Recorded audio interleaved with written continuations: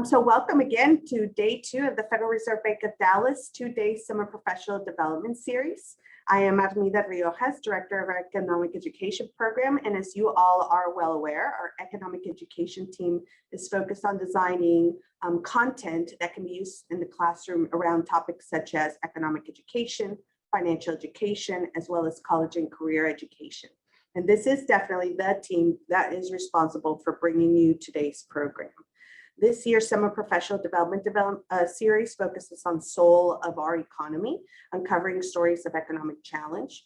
We believe that the soul of the economy are the stories we are able to tell, and these can be stories of struggle, success, as well as the path forward. On Tuesday, if you recall, we covered stories of economic challenge, including those associated with unemployment and other economic growth factors. And our sessions today will be taking a deeper dive on stories behind embracing economic change. So you'll be hearing from experts who will speak to cryptocurrency, as well as inflation, and how to influence classroom instruction by integrating media and pop culture. You will again definitely have an opportunity to make connections with the content to your classroom instruction, and you'll engage with your peers here and have a conversation and get your questions answered. This is the opportunity for you to interact with each other and share perhaps best practices. But definitely not to worry, there'll be plenty of breaks throughout the program as well. So before I introduce our first speaker today, I'd like to cover just a few housekeeping items. We ask that you please stay on mute, but feel free to turn on your camera if possible to enhance your experience in this program. We'll take a few questions at the end of each of the sessions. And if you have a question, please do drop them off in the chat, and our team is monitoring the chat for us. If you're experiencing any technical issues whatsoever, please do private message Catherine McClellan, who's here in our conversation today, and she'll definitely try to assist you. Don't forget that to receive CP credit for the sessions today, you have to complete the surveys after each of the sessions. But don't worry if for whatever reason you miss one. We'll make sure that at the end of the entire program, you'll have an opportunity to complete that survey again as well. So let's get started and introduce our first speaker of the day. Our first presenter is Ali Hoffman. She is a senior IT and cybersecurity risk specialist out of our banking supervision business area, and she's responsible for IT and cybersecurity examinations at large banking organizations. Ali performs financial market research where she specializes on the modernization and adoption of cryptocurrencies. Outside of her work at the Dallas Fed, she's on the faculty at Northeastern University, where she teaches a course on cybersecurity governance, risk, and compliance to graduate computer science students. Ali holds a BS in Business Administration from Boston University and an MS in Information Assurance and Cybersecurity from Northeastern University, and is currently also pursuing a PhD in Business Administration and Data Science at Oklahoma State University. So having said all that, I'm going to turn over to Ali Hoffman. Thank you for that introduction. And I'm so excited to be here and talking about cryptocurrency today. I have been studying cryptocurrency for a number of years now. It actually started as an interest I had in blockchain in sort of my early days studying computer science. I thought blockchain, which is the technology that supports cryptocurrencies, I thought that was just the most outstanding technology I'd ever heard of. So I was really interested in studying that. And from there, I became interested in cryptocurrencies and sort of the financial impact they have. So today I have this presentation we'll go through. We're going to keep it pretty high level and talk about what cryptocurrencies are, what is a blockchain, how do they work, but we have plenty of other topics that we can cover in the Q&A portion of the session as well. So if you have some questions about cryptocurrencies that I can help answer, please feel free to ask them. So to go ahead and get started here, I want to just convey that all of these views in this presentation are mine. They're not representative of the Federal Reserve System, so it's just me talking to y'all here today. So here's our agenda, and given the time frame we have, we're going to stay primarily in the first two topics here. We're going to cover what is a blockchain and basically what are cryptocurrencies, how do they work, where's their value come from. There are a lot of other topics that we could discuss here, and so if any of these other topics on the slide, you know, you've heard about it before, you have a question related to it, please feel free to ask. We'll cover some of these in the Q&A portion as well, but we're gonna level set and create a foundation here so that way we can all be on the same page when we get to talking about questions and things like that. So we're gonna focus here on the first two pieces. I would consider these to be the foundational elements of understanding cryptocurrencies. You just need to understand how the technology works and how their value is derived to be able to have more elevated conversations. So we're going to start there. The second portion here that I don't think we'll have time to get to today is sort of the business side of the house, how cryptocurrencies make money, why people get involved with them in the first place. If you have questions related to these topics, feel free to ask them. Happy to cover that in the Q&A. Okay, so we'll start off today with what is a blockchain. And so I think to talk about this and to get a full understanding, it's easier to understand what we already know. So let's start with a traditional bank, right? You've got your traditional bank that you go to and you give your money to a bank to store, right? You will take your paycheck, you'll deposit cash, you give them physical cash to store and they'll lend it out, right? And you'll earn an interest rate on that. But what we don't often think about when that process happens is that it's not just the cash that you're giving to that bank. You're also giving the information that you have money to the bank as well. This happens simultaneously in today's world, right? In a traditional brick and mortar institution or online bank. It happens all at one time. You have your account, you deposit your information. These two pieces of information are shared with the bank simultaneously. But to understand cryptocurrencies and blockchain, we have to kind of rewind our brains back to 2008. So the first cryptocurrency announcement was Bitcoin. That was released via a white paper in October of 2008. So we're in the middle of the financial crisis. Public distrust in the financial system is high. So basically the creator of Bitcoin proposed, and blockchain, proposed a model that did not involve a central authority. So we don't want this model, right? Instead, we want something else. So we're going to break apart these two pieces of information. We're going to break apart the fact that you have money and the actual money that you are giving to an institution, right? So those are going to be two separate things. And for now, let's not worry about the cash piece. We'll get to that in a moment. But for right now, we're just going to worry about the information. So again, in our normal situation, we would share our information with a financial institution, but we're not the only ones, right? Everyone else who banks with that bank is sharing their information with that financial institution as well. And the financial institution, or the bank in this case, is sort of the central repository for all of this information. They're the general ledger system, so to speak, for everybody who has information on how much money they have, right? But it's 2008 again, so we don't want that model. Instead, what we want is, we in this room, let's say, we are a trusted network. I trust all of you. So I'm going to tell you how much money I have. And you'll make sure that you'll keep track of that for me. You'll make sure it's the right amount and that I'm being honest about it, right? But I don't want to just tell you how much money I have. You also have to tell me how much you have. We have to have this sort of collective two-way information sharing. But I can't just be the only person that knows how much money all of you have. Now I'm the central authority, right? Now I have all of the information. And so you also have to share all of your information with everybody else in this network. And this collective sharing of information is what's known as a blockchain, or a distributed ledger system. That's why it uses the phrase distributed ledger. It's the idea that all of the nodes in a ledger are sharing all of the information all of the time. And this might seem kind of nuanced, I guess, when you think about the fact that we have, for example, cloud applications. So if you're a user of, say, Google Docs or something like that, you might think that, well, I already have the ability to share information with everybody in my network, and we can all access it at the same time. We can make edits. This is different than that, in the sense that for a Google Doc or a cloud-based application of some kind, or cloud-based information, that cloud service provider is still the single source of truth, right? There is a version that is the true version that only one person, even if multiple people have access, there's sort of one version that's true. In a blockchain, there is no one version. There is no Google in the Google Docs. It's all completely distributed. So that's just something to keep in mind, because this is really what makes cryptocurrencies so different from traditional fiat currencies or other types of mediums of exchange is the fact that we are all sharing this simultaneously and there is no single authority.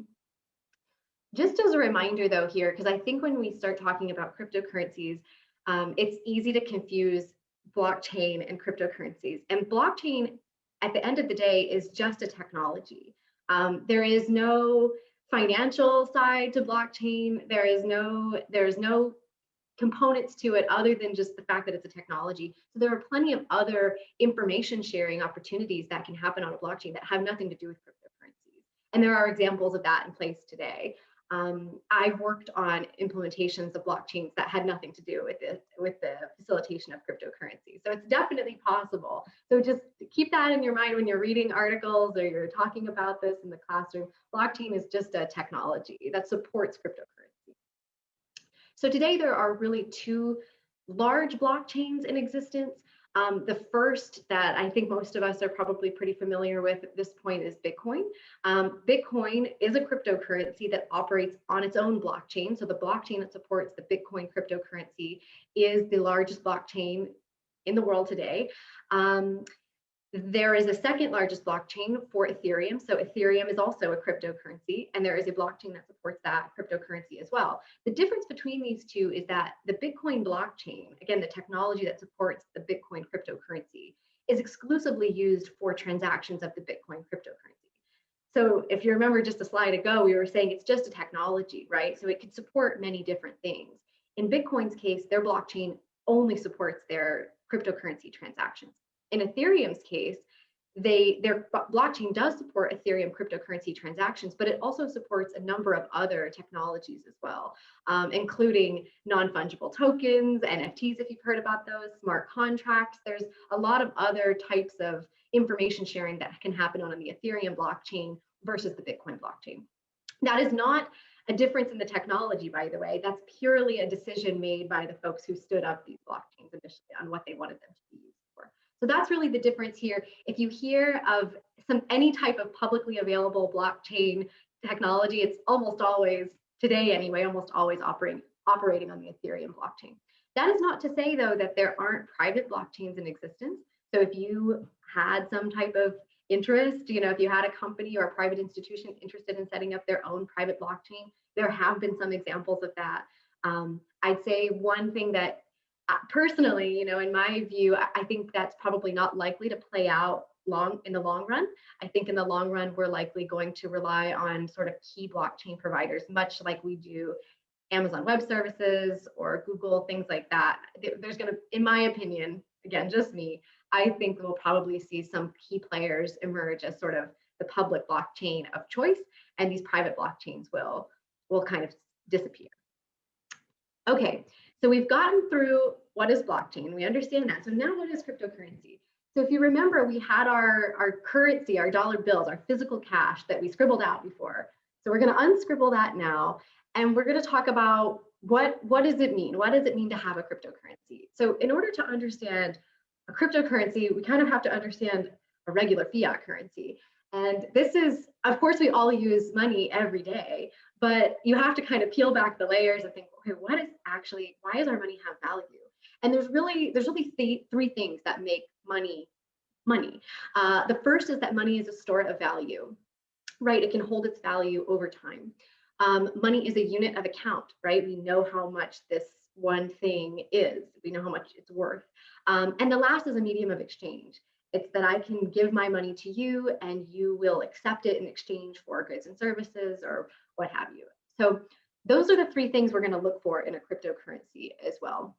And we don't really need to worry about our unit of account for now because we have our blockchain that's doing a lot of that for us. It's keeping that information for us. So really, we're going to focus on money as a store of value and a medium of exchange. This might seem rudimentary because this makes sense, when you think about our currencies, but I'll tell you, in the cryptocurrency world, this is a very hot debate on whether cryptocurrencies are both of these things, one of these things. Some people think they're none of these things. So it is not immediately obvious that cryptocurrencies would meet these sort of three-tiered criteria for money. And you'll see different, even in the US, there are different designations on how various government agencies even view cryptocurrencies. Whether it's a security or whether it's an asset. El Salvador, the country of El Salvador, recently recognized Bitcoin as legal tender. So they obviously do see cryptocurrencies as a form of money. But I'll just put this out there so you have it in your head, thinking like, okay, this is not so obvious that cryptocurrencies are any of these things. But okay, so we have this sort of idea of what is money, and I think cryptocurrencies right now, the traditional cryptocurrencies anyway, they exist much like gold. So gold is really just a metal. At the end of the day, you can go out and theoretically you can mine for gold physically in the world, but it's just a metal. And so at some point, a long time ago, people decided that, well, gold, it's shiny, it's malleable, it has all these properties, it's not easy to fake. So for those reasons, we actually think gold is a more valuable metal than other types of metals or other goods we could find in nature. For that reason, though, the price of gold fluctuates with market demand. There's really no inherent value to gold. It's just a metal, but we've collectively decided it has value, has more value than other types of metal. But that value can fluctuate with the market. So if gold is a metal, we can sort of think of cryptocurrencies as an electronic metal. Much like gold, it has no inherent value. It was really just created as an alternative means of exchange to compare to fiat currencies. There is no, people often ask, why does Bitcoin have value? It has value because other people think it has value, much like gold. There are some properties of cryptocurrencies that make them appealing, right? The fact that they're usually prevented from government oversight, the fact that they don't involve a central intermediary. So they're just much like gold, there are properties of cryptocurrencies that make them appealing for public use, but also much like gold, there's no inherent value to them. There's no inherent reason why they would have a certain valuation. So if gold's a metal, we can think of cryptocurrencies as an electronic metal. Much like gold, their value goes up and down with market demand. But of course, we don't call it electronic metal. We would call it Bitcoin, or we would call it Ethereum. Those are the names we've given to this sort of digital asset that's purely based on market demand. And so, I think at least, I'm not so much today, but I think in the earlier days of cryptocurrencies, people would say, isn't this just a fad? Is this really going to stick around? And I think no one knows the answer to that. But I think since the start of the pandemic, the conversation has really shifted on cryptocurrencies. So today there are over 4,000 cryptocurrencies. We hear often about Bitcoin, and you might hear about Ethereum. If you're really into cryptocurrencies, you might be familiar with Tether and XRP, some of these other ones. There are 4,000. And the reason there are so many is because it is relatively easy, if you have the technical expertise, to stand up a new cryptocurrency, right? There's no inherent value to most cryptocurrencies. And so you can really create them and sort of create this market for them. Some people think that those might taper off over time, and they likely will. But this is certainly a booming industry right now. And one just number I want to kind of frame for y'all is that this is not something that is shrinking, and it's also not something that's niche to just say illicit markets or for illegal activity. Cryptocurrencies had in the early days had sort of this reputation for being the medium of exchange preferred by criminal enterprises and things like that. And even still today, they largely are, mostly because they're not traceable. If you think about traceability, right, cryptocurrencies have a lot of the properties of physical cash, where if you go and exchange physical cash, those transactions are not traceable. Similarly, cryptocurrencies are in large part not traceable. For that reason, it has made them popular with sort of illicit activities. And in the early days, I think most people became aware of Bitcoin because of its connection to the Silk Road marketplace, which was an illegal transaction site. But since that time period, it really has evolved into being a much more commonplace type of currency, so to speak, or asset for people to own. So today, 46 million Americans own just Bitcoin alone. There are 4,000 cryptocurrencies, so you can imagine how many people own cryptocurrencies in some form or fashion. But this represents about 17% of the US population. And this figure has grown threefold since 2018. So it is an exponential increase in participation in crypto markets. So if you were to ask me, is this something that's a niche or going away? I would say, no, I don't think so at all. I think this is something that's continuing to grow. I think there are a number of reasons for that growth. I think that the first being that, they're inherently cryptocurrencies were created as an alternative to traditional financial systems. So there must still be some type of interest in a more broader sense in participating in a type of economy that exists outside of our traditional financial institutions. But I also think that there is, at least right now, a huge opportunity for return, or people believe there's a huge opportunity for return in the crypto markets. And so I think we've seen a lot of people, especially with our low interest rates right now, I think we've seen a lot of people kind of say, well, I've got this extra money. I'll see what happens, right? I'll put a couple $100s into Bitcoin and I'll see what happens. And some people have made some money doing that. Of course, it's really volatile. So it's not a guarantee by any stretch that you will see those returns. But it's sort of that excitement, I guess, that might be driving people into participating in these. And as with anything, I think the more people that participate, the more legitimate it becomes. So I think what was once seen as sort of the currency preferred by hackers and Silk Road participants now is being seen more as a legitimate medium of exchange, one of our 3 criteria, right?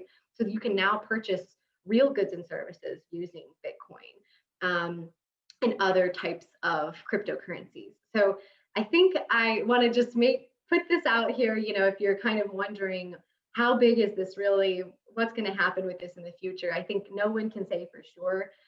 This remains an area that is not widely regulated and does not have a lot of oversight. So there kind of remains to be seen what will happen in that space, but it's certainly a growing segment of the financial system.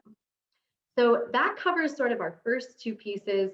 And I think, we have a lot of great questions. So I want to make sure we have time to answer and respond to those. So I'm going to leave it with these 2 sort of foundational pieces for now, and we can transition to the Q&A portion. All right. Well, thank you very much for a fantastic presentation, Ali, and for walking us through sort of the basics of cryptocurrency and blockchain. Well, good morning, ladies and gentlemen. My name is Seth Dunbar. I'll be moderating the Q&A portion of today's event. I'm an outreach advisor with the Federal Reserve Bank of Dallas's Industry Outreach Group, and part of my job focuses on conducting outreach related to cryptocurrency and fintech. Just as a reminder on what Armida mentioned earlier, please be sure to drop your questions in the chat. Our team is monitoring the chat and will help get your questions answered. We really would love for this to be an interactive session, so please fire away. Just to kick off the Q&A portion of our conversation today, Ali, you talked a little bit about cryptocurrency as a medium of exchange and started to touch on sort of its adoption and use by the general public here in the United States. It seems like there's been a steady stream of headlines lately about different companies accepting cryptocurrency as payment. Can you dive a little bit more into how widespread cryptocurrencies are used? And if anything, what do you think is holding back their adoption as a means of payment? Yeah, it's a really great question. I think, I think there's sort of 2 sides going on. I think there is sort of the traditional, like, could you go down to your grocery store and pay for your groceries with Bitcoin? There's sort of that economy that we exist in. And then there's also sort of this digital emerging economy. I would say that in this digital emerging economy where you might want to purchase digital assets like non-fungible tokens, things like that, cryptocurrencies are by far the preferred medium of exchange there. There's a number of reasons for that, but in this sort of internet economy, I think there is a lot of interest and a lot of adoption towards cryptocurrencies. In the traditional world, though, the world, if you go out, and you want to buy goods and services, there are not a lot of places that currently accept cryptocurrencies as a medium of exchange. I think the reason for that, I think there's a lot of reasons for that, but I think the biggest is probably the volatility. It's hard to say right now that I'm going to go out and buy, a $5 gallon of milk with Bitcoin when that Bitcoin could be worth twice as much tomorrow or half as much tomorrow. And it's very hard to plan if you're a retail store or something like that. It's very hard to accommodate those high fluctuations in valuation of the currency. That being said, though, there are countries where inflation is really high. And in those countries, there is a marketplace for some type of more stable, more widely accepted cryptocurrencies. So I think we've seen in countries like Venezuela, for example, where cryptocurrencies have become more popular. I will also add that there is a kind of subset to cryptocurrencies called stable coins, where they are actually they're backed by either a fiat currency or some other type of asset. Those are becoming more popular. But I think still today, you'd be hard pressed to find a physical brick and mortar location that would accept cryptocurrency. Thank you. And to touch on, or maybe to expand a bit on one of the points you brought up, we have a question in the chat. How do you reconcile the demand to hold Bitcoin with its volatility, which you mentioned can be a bit of a barrier to its use as an actual currency? Yeah, I think, so it's hard to say right now, if you were going to advise someone, and I'm most certainly not a financial advisor, so absolutely no, I'm a technologist. But I would say that, it's kind of a judgment call, of course, as with anything. I would say that a lot of people, it appears, are getting into the crypto game and attempting to hold in the hope that it will rise in valuation. And if you looked at the history, that appears to be what's happened. I could get into a whole host of reasons why that might not happen continuing on into the future. If you're not aware, Bitcoin does have sort of a ceiling on how many coins will ever be in existence. That ceiling is 21 million. We're at about 18-ish million Bitcoin mined today. So because there's a ceiling and because of the way that new coins come into circulation, sort of the drop dead, so to speak, day on Bitcoin is the year 2140. So there is sort of a finite amount of time for Bitcoin specifically. So there are some reasons why you might think it might not stay as popular or as valuable in a few years as it is today. But that being said, I think it's, if you think you have the right information to be able to so-called play the market, then I think a lot of people feel the same way and they would choose to hold it. Awesome. And one of the other topics you touched on during your presentation was the subject of regulation and how this is sort of a difficult space to regulate maybe. We've had a few questions about the regulation of cryptocurrency. Can you talk a little bit about how, just in general, how the U.S. might be able to regulate a global currency like cryptocurrency, or a global cryptocurrency like Bitcoin, and what other countries might be doing in this space? Yeah, so there's really the entire spectrum of responses globally to regulating cryptocurrencies. You've got India on one hand that has completely banned all cryptocurrencies outright altogether. That regulation's been in place for a number of years now. You've got other countries like El Salvador that's legalizing Bitcoin as legal tender. So you've really got a whole spectrum. I think that regulation is a really tricky balance between what you're trying to achieve. And this is a question that's come up a lot, particularly in the US, about what we see cryptocurrency, what problem is cryptocurrency solving, I guess, so to speak. Some folks say it is helping inclusion, right? Because there's a number of people who are unbanked. Cryptocurrencies are allowing for participation there. Other people would say, is it really allowing for inclusion when you have to have a digital device? You have to have a smartphone or a laptop or some type of internet connection to be able to participate. So there's sort of this question about inclusion. There's a question about speed of transactions. Transactions on a blockchain are executed almost instantaneously, where today you might have a couple of days lag time between the transactions. So there's kind of various problems that could be solved with a cryptocurrency. And so I think the problem with regulation is trying to figure out which of those pieces do we want to enable while still maintaining the integrity of our existing financial system. So for me, one big kind of piece that is not covered here is that we've got a lot of financial regulation in place today. You could, debate whether or not you think all of that is necessary or required, but it did come out for a reason. And so if you believe those reasons were valid at the time and still hold true now, a lot of that right now is not in place for cryptocurrencies. So there is sort of this, I think you're probably going to see a lot more countries move towards first acknowledging cryptocurrencies as a real portion of the financial system, and then moving towards implementing some of the existing regulations that apply to traditional financial vehicles to the cryptocurrency world. But there are plenty of challenges associated with that as well. Interesting. We'll certainly be watching that space as it develops.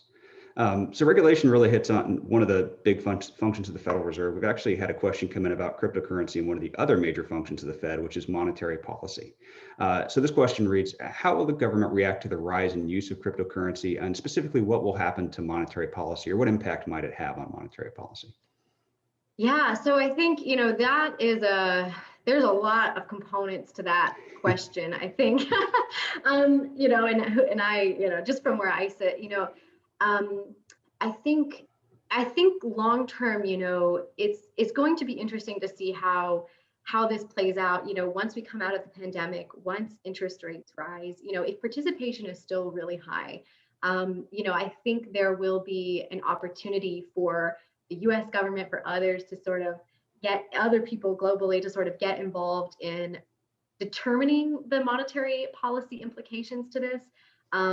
There are conversations right now about how to handle this. Even something like taxation is not immediately obvious when you're dealing with cryptocurrencies, because they don't process in a typical way. So if you're considering them, securities, would you pay, you're not really paying income taxes if they're increasing in value. So it gets kind of complicated. And so I think there needs to be, before we can even get to a monetary policy place, in my opinion, I think there needs to be a lot of sort of alignment in recognition from other various components, at least in the US. Because right now, all these agencies view cryptocurrencies differently. So if we get to an alignment place, then I think it would be easier to dictate monetary policy. But I do think there is a potential for it to influence monetary policy. Interesting. Okay. And we've had several questions come in that are probably a bit more technical about cryptocurrency. And so I think the first is there an age protocol for participating in Bitcoin? This question is sort of in reference to being able to introduce it in the classroom. And so this particular attendee asked about the age protocol and says that the seniors in their economics class find this concept very intriguing. Yeah, so an age protocol, I interpret that. So let me know if this is not what you meant by this question. I would interpret that as some type of limitation, right? Some type of restriction on being able to participate. No, there's not at all. So there's really no restrictions at all, not age, not location, not income level. So that's one of these, to hit on the inclusion point from before, this is, proponents of cryptocurrencies would say this is one of the big benefits they have, is that there's really no limitations on who can participate, assuming you have the technology and the infrastructure to be able to access it. So yeah, no, there's really not any type of validation that's happening from an age perspective or from any other type of perspective. So you could theoretically, at any point, anyone could begin participating in the crypto markets if they so chose. Gotcha. Okay. And then you mentioned how there's a cap on the overall number of Bitcoins that'll be mined over the life of the cryptocurrency. How will miners be incentivized to verify Bitcoin transactions after that 21 million Bitcoin mark is hit?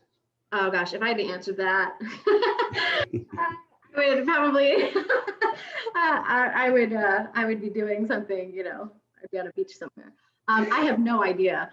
That is a, I don't know if anyone has an idea. That's a really interesting, difficult question. I think people who have, people who are very hopeful, probably people who are heavy participants in Bitcoin and want to see it progress longer term, would say that they think that the existing miners will come up with some type of change in protocol and maybe implement a type of, say, gas price model. So to give you some background, if you're not familiar, miners of Bitcoin earn money by basically supporting the blockchain, approving transactions, and they're paid a subsidy. They're kind of paid out in Bitcoin. But since there's a cap, that is a finite amount of time they'll be able to do that. Blockchains like Ethereum offer a gas price, sort of a transaction fee. I think of it as sort of like a postage stamp, right? They're paid every time someone transacts. That's sort of a longer term model. So maybe Bitcoin will move in that direction at some point, or maybe they'll come up with something else. But right now, I don't know. I've not heard a definitive or convincing answer on what will happen when the last Bitcoin's mined. Gotcha. And on the gas price concept, I guess that's best thought of as shifting to sort of like a fee per transaction. Yep. Model. Is that okay? Excellent.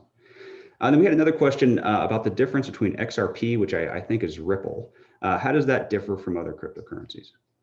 So Ripple is a cryptocurrency in itself. There are some differences, but mostly I think it comes down to participation and target audience. So I believe Ripple, like others, so some of these cryptocurrencies, speaking more broadly, there have been some cryptocurrencies that have emerged with specific audiences in mind.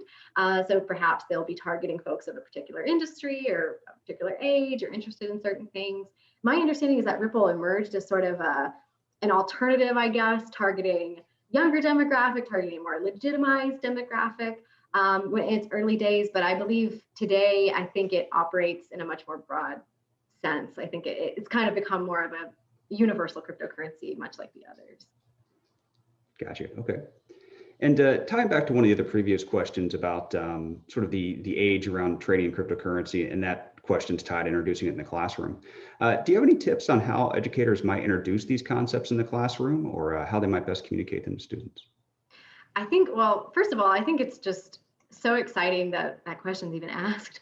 I think it's probably something that's an interest amongst students in the classroom. So I would say, it is, depending on how far you would like to go with this, it's completely free to set up digital wallets. There are sandboxes you can use, especially with Ethereum. So you could theoretically have students trading cryptocurrencies without any actual money being exchanged. There are plenty of websites that can help you facilitate that. And so if you really wanted to go all the way, I think just talking about it and demystifying it is sort of step one. And I think that's probably a worthwhile effort, because I just think this is going to be something that students today will continue to see as they get into their adult lives and so on. But if you wanted to go so far as actually helping facilitate transactions and introducing students on how to actually participate in a crypto market, you could do that with sandbox modes in Ethereum and other platforms. And just as a short follow-up to that question, are there any specific resources you would recommend to teachers who are hoping to either stay abreast of developments in cryptocurrency markets, or who just may simply be looking for resources like the ones you just mentioned to use in the classroom? Yeah, so there are so many good resources, but one thing I'll sort of say, because this might be counterintuitive, especially if you're a teacher, I actually, and this like pains me, but I think that books are probably not the best way to learn about cryptocurrencies. And I say that because things are changing so fast. I have a bookshelf full of crypto and blockchain books that are really not relevant anymore. And so I think your best bet is to sort of follow there's some sort of key blogs and websites that keep up to date on cryptocurrency developments. One of my personal favorites is a blog called CoinDesk. They have a newsletter they send out every day, every couple of days, and it provides sort of updates on what's going on in the crypto markets, but they also have plenty of educational resources as well, or they'll have links to other sites. So I would say kind of, if you do some research and look and see where there's sort of central information sources that are live updating or real-time updating information on cryptocurrencies, that's probably the best way to stay on top of it. Very helpful, thank you. We had a question come in about Bitcoin mining. So I understand that Bitcoin has a high resource cost, namely high electricity use. Is this a common problem with other cryptocurrencies? And if not, why is that the case? Yes, so this is something that's been in the headlines a lot lately, is sort of this energy cost of Bitcoin specifically.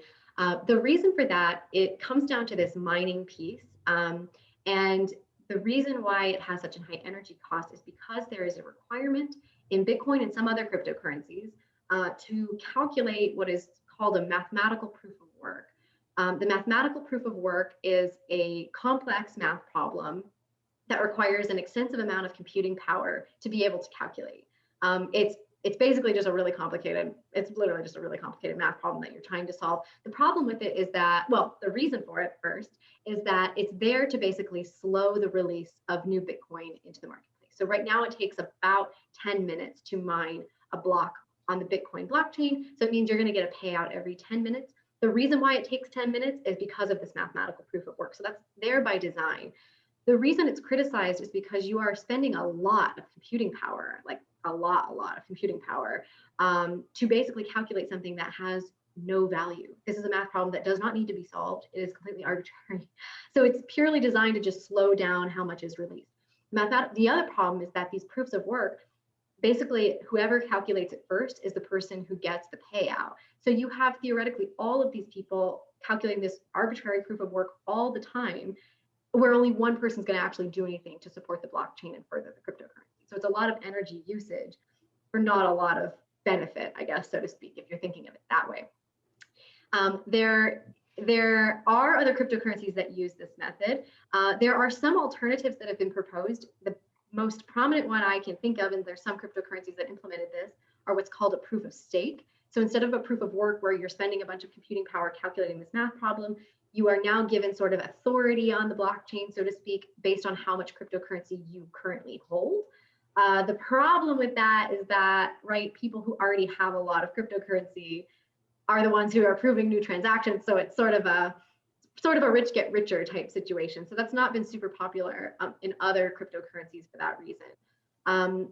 I think, that's another problem that will need to be solved in some way. I mean, on the one hand, typically computing power increases, right? We get more and more computing power. We're able to calculate more transactions in a faster time frame every 4 or 5 years or so.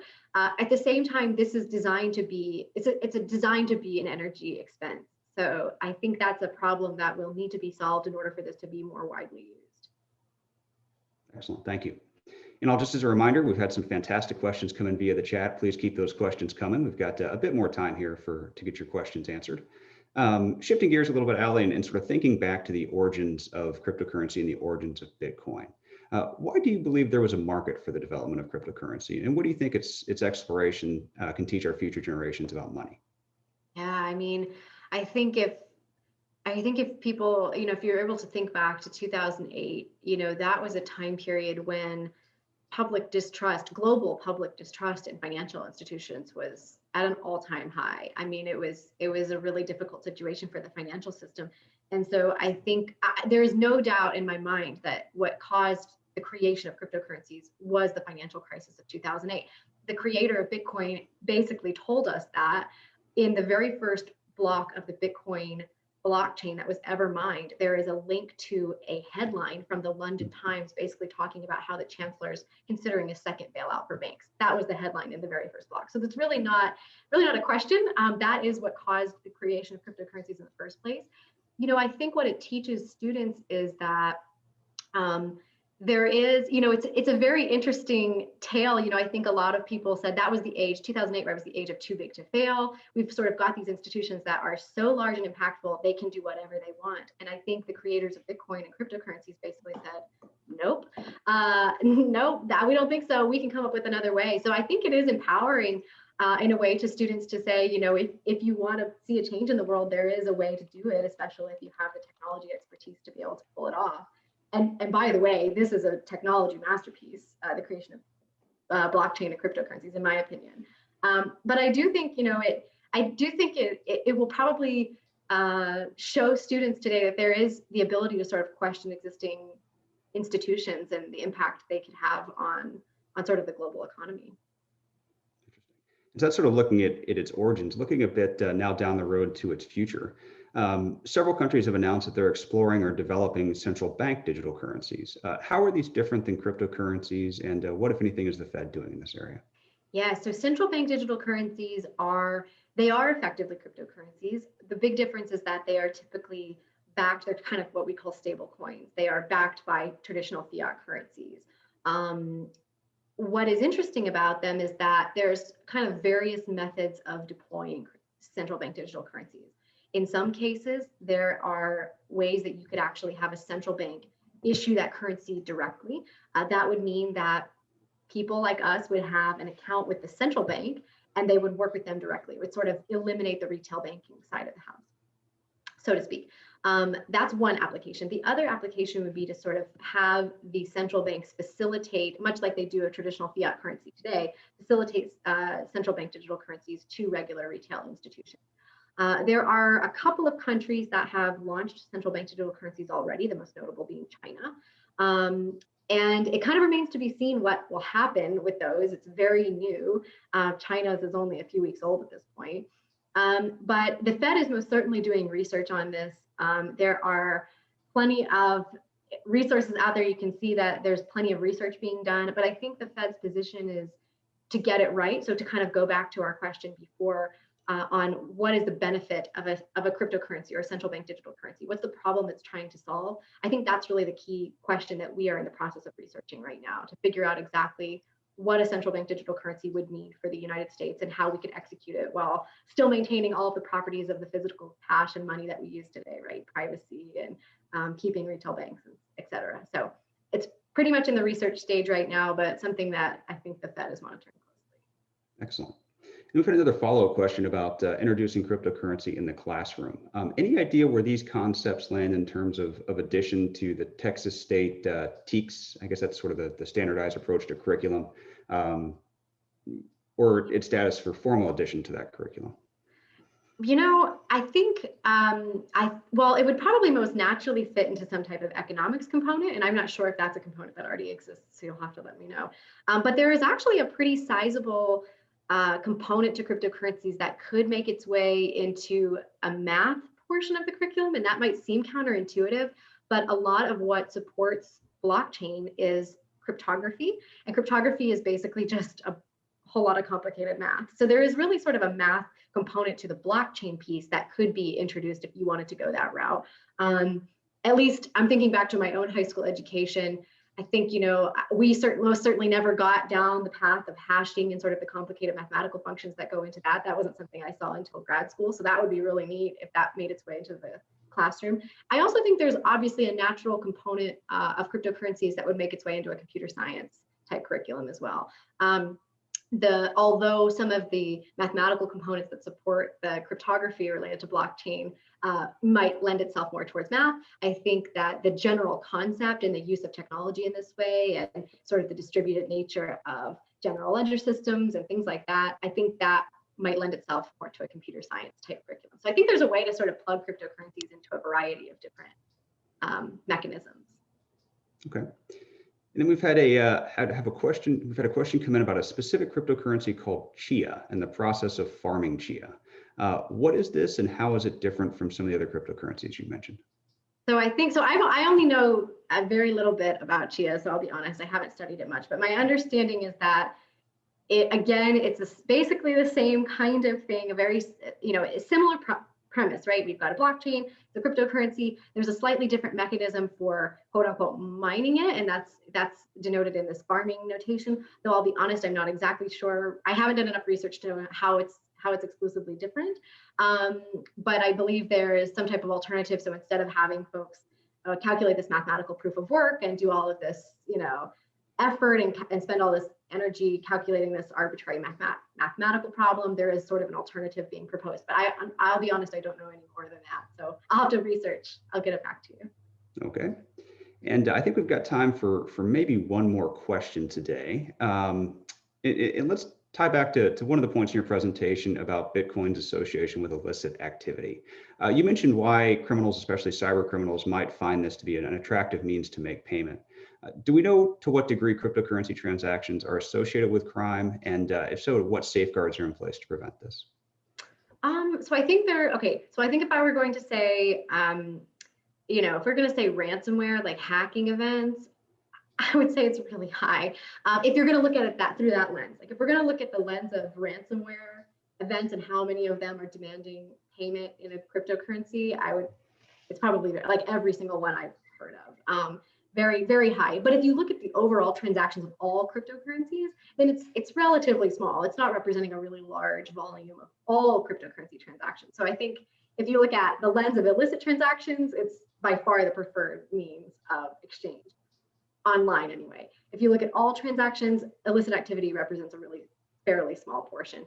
One thing that was interesting about how to recover, how to prevent this, that is a bit of a complex problem. Mostly because since it's operating outside of any sort of US platform, there really is very limited ways the government or other governments can recover any type of payment. So that's different from, for example, Fedwire. If there's an illegal payment or a payment that needs to be recalled on Fedwire, there's the ability to do that to some extent. On a blockchain and in cryptocurrencies, there really isn't. But one thing that I will say is that if you were following the Colonial Pipeline situation, the FBI was able to recover a large portion of the payment that the ransomware attackers demanded of Colonial Pipeline. The FBI was able to recover, I think, $2 million of that ransomware payment. The reason for that was because of vulnerabilities they identified in the digital wallets. So I think that if we do see some type of effort to crack down on illegal activity, and this is where these conversations, particularly around central bank digital currencies and other types of regulation, this is where it gets really complicated because it is sort of a trade-off between privacy and security, as it always is. But here it most certainly is the case as well. I think in that case, we were able to see that the FBI was able to access these hackers' wallets and they were able to recover the money that way. So although the blockchain is sort of, I guess, shielded from view there is some regulation or some oversight that can happen in these wallets, those are conversations that are happening right now with various government agencies on how best to secure these digital wallets that are used as the on-ramp for cryptocurrencies. Excellent.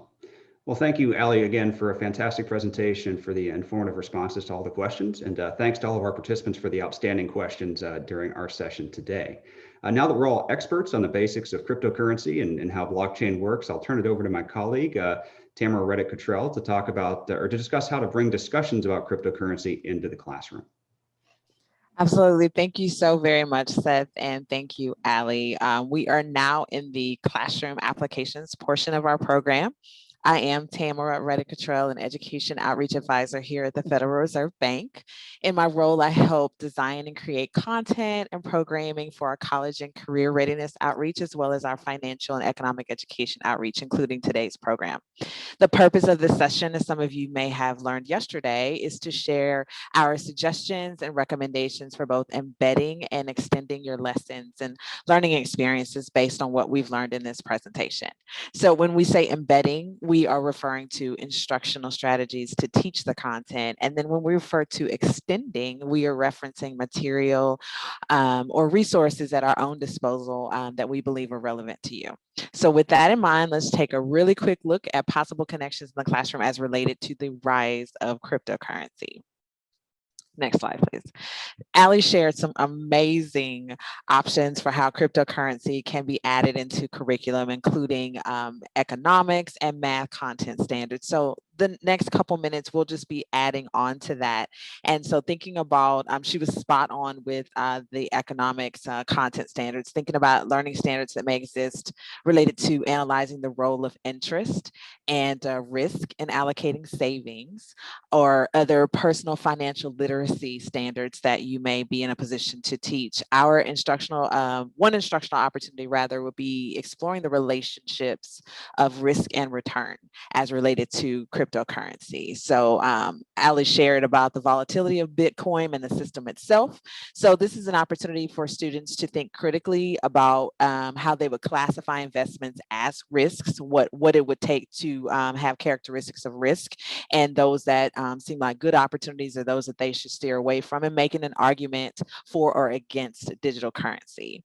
Another consideration for an instructional opportunity would be to consider cryptocurrency as an investment strategy. So your students could make a prediction using current news reports or events to make a prediction about what cryptocurrency would do, how it would perform, and again, definitely considering risk and return as associated with cryptocurrency.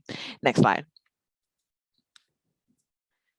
And then lastly, and certainly to reiterate, this is not exclusive and exhaustive of all the resources that we have within our arsenal, if you will, or certainly, again, Ali shared some great resources. She shared a blog and things of that nature, but we just want to give you a little something else. And so to extend your lesson and other resources that we have our Building Wealth lesson, and most recently just updated Building Wealth Lesson 7, Risk and Return. Those links actually to the lesson are going to be dropped in the chat right now, so you can click on that. But that lesson has been updated recently to share current information and current activities, engaging activities about for students to explore lowering risk and lowering return, and just different content and strategies associated with that concept. So we certainly encourage you to take a look at our lesson 7 for Building Wealth, our publication,